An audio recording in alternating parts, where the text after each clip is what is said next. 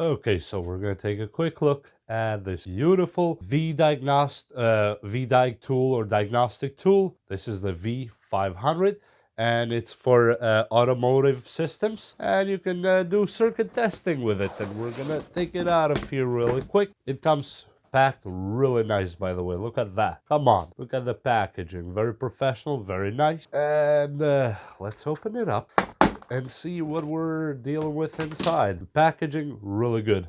10 out of 10, I gotta say. And here we have the tool itself, which is the main star of the show here, with its cable and connector. One of them is here, and the other one is right here.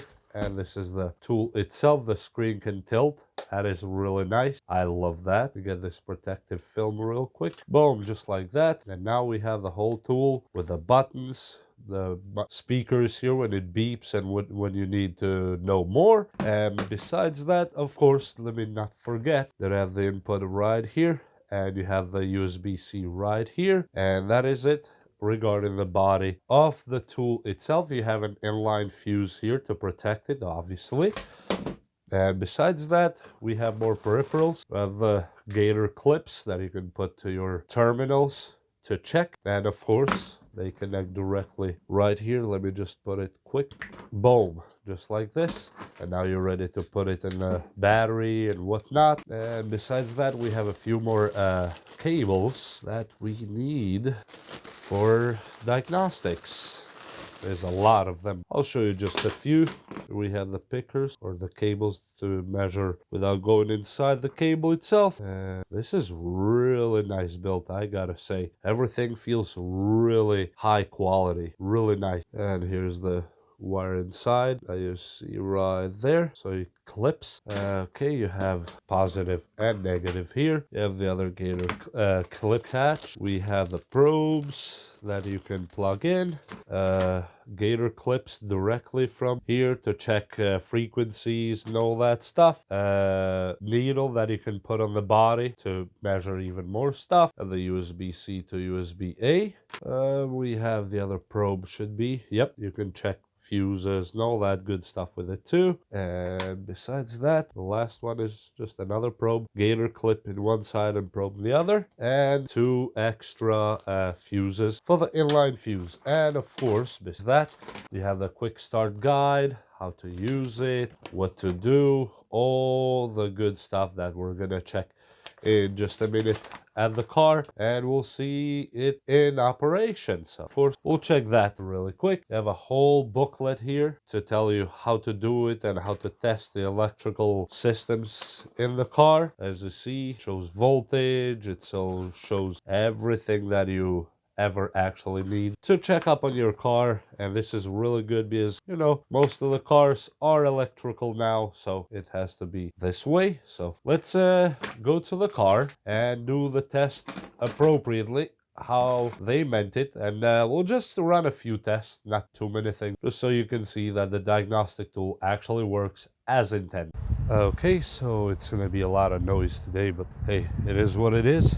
Just gonna do just a few quick run through on the tool. My car has the terminals here and here, and I'm just gonna connect it real quick, positive to positive, obviously, like this, and the negative right here. So the machine should turn on. Yep, as you see right there, it is on. And now we're gonna go through a few things in the menu if the camera wants to adjust here. As you see, we have the probe that we are in right now, 11.8 volts, 11.9. That's pretty much my battery. It's not a brand new one. Then you have resistor that you can check how many ohms a resistor, which could be, I don't know, could be a lamp, could be anything that creates resistance. You have the multimeter here that you can go in regular voltage, in resistance, in diode mode, probe neutral, frequency on how many hertz, and electric current, how much current is being drawn. And you can start testing. I'm not gonna start it here, but next we have oscilloscope, and you can do it vertical or transverse Transverse is, you know, sideways, how we would say it. Or you can do vertical, like I like it because it's easier to read sometimes. And as you see, there is a few motions here. Let me just change something in the car really quick so you can see it jumping just enough. I don't know if you saw that on the line, because I'm using the battery. And yeah, well, of course, this is not the best way to measure it, but you know, if you know what you're doing, you can measure better than this. Let me get out of here. And the next is going to be our supply, that you can supply a 5-volt to test components. And, you know, plus minus 1, that's the voltage allowance. As you see, you can go up to 5, and you can do it in smaller increments, or 0.1 volt. I'm not going to apply any voltage right now because the car is not turned on. And we have here the component amperage draw, or the voltage, and you can check it at the moment. You can check it at lat, and you have the settings right here, and there is a lot. You can go up to 18 amps. I'm not going to. And of course, back to normal to measure the pulse. And besides that, we can check relays. You know, every car has relays, and you can check relays with this one, how much voltage is being put on. And of course, we don't have the relay on right now, but if we had it connected directly to a relay, you would see a relay being tested. You can check the injectors here at 250 milliseconds, and you can press OK to start if I were connected to the injectors. But not sure if you are familiar with how Mercedes is. It's actually not easy to just go inside unless you're a mechanic or you have 4 or 5 hours of time to open it up and check things. That's just the unfortunate part of owning a Mercedes. It's not the easiest car to go in and out. And besides that, the wind is picking up really bad. We have the settings. We can change the language. It has a lot of languages, by the way. Floodlight means this LEDs right there. Let me click them real quick. Okay, click them on, click OK, and boom. So you can actually use them as a work light. We turn them off. Okay, you have the voice on or off, or the beep, as I would say. Self-test, to check them if the machine is working, the keys working, and the LED. We don't need that because I know it's working. Display mode, light or dark. Dark is this version here.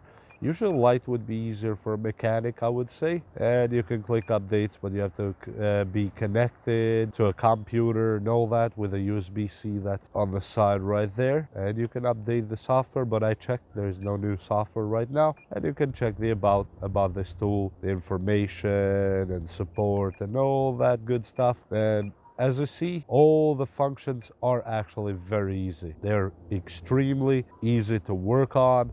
And of course, you can put different probes on it and different stuff that depends what you need. And I'm just here to show you that they're all possible. That's all. And I'm not a master mechanic, so I'm not going to act like I know everything that's in this machine. But for example, this one here, we have to go from here, and we would go with this one, for example, to the oscilloscope. And we're doing vertical, and if we were testing something, which I don't have anything going on here, it will give us metrics and measures here. As you see, it jumped there 2 Hz, but if I turn the car on, it would give us different values, obviously, because that's how it should work. But hey, that's all the things that are available to you with this actually beautiful professional level diagnostic tool. In my opinion, this is worth it. Whether you're a mechanic or not, this is worth it all day long, because it works and it gives you a lot of information that otherwise would take you a lot to actually check into. And in my opinion, if a tool can make your life easier, it's worth it. And this one is one of those tools. I would say go take a look. I will leave a link down below. That's why I'm not measuring too much with it, because really I am restricted in time and I don't have time to open the whole car and put it back and all that. But you get the point. If you're a mechanic or mechanically inclined, you know exactly what this tool can do for you. And especially for the price, I think it's worth it. I really think it's worth it. Not just saying it because they send me the tool, but it's actually a really great tool for a lot of things in your car, especially with all the cars we have these days that are, all like half laptops. So this tool will come in handy extremely. And with that said, I hope you enjoyed this video, and we will see you next time. And thank you for watching. Please like and subscribe and check the link below. We'll see you next time. Bye.